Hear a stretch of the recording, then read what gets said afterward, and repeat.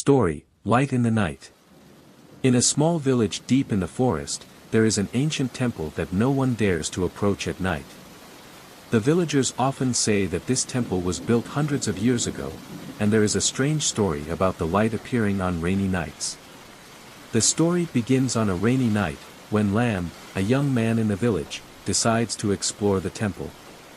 Lam is a curious person. He does not believe in rumors, and thinks that they are all just fictional stories made up by the villagers to threaten those who dare to disturb the peace of the village. That evening, when the rain began to fall heavily, Lam prepared a flashlight and brought an umbrella. He walked along the small road, where the trees grew densely, blocking the light from the houses in the distance. The temple was located at the end of the road, hidden behind tall and dense trees. The deeper he went into the forest, the more gloomy and heavy the air felt, but he continued walking. As he approached the temple, a strange feeling enveloped Lam. He could feel the silence so much that even the sound of rain falling became clear. The ancient temple lay silently in the darkness, no light shining from inside, but strangely, on the roof of the temple, a dim light still flickered as if there was a lamp burning inside. Lam walked closer to the temple door, looked through the narrow gap, and saw a faint figure moving inside. He held his breath, his heart pounding, but he couldn't help but step inside. The heavy door opened with a creaking sound. Inside the temple, the dim light became even clearer, coming from an old oil lamp placed on the altar. However, what made Lam shiver was the complete silence, not a sound, even though the rain was still falling outside. Lin began to feel a cold aura surrounding him. As he walked deeper into the temple, the light suddenly went out, leaving only darkness and a heavy feeling that made it difficult to breathe.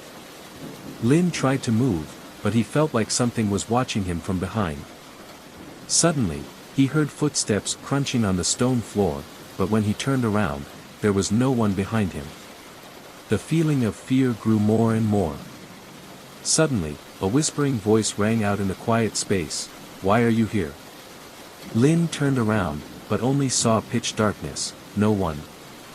He tried to calm himself down, telling himself that it could just be the wind. But at that moment, the light in the temple lit up strangely, shining on a large stone statue placed on the altar. The statue was the image of an ancient god, and there was a small crack on the statue's forehead. As Lin walked closer, he noticed that the crack seemed to be glowing.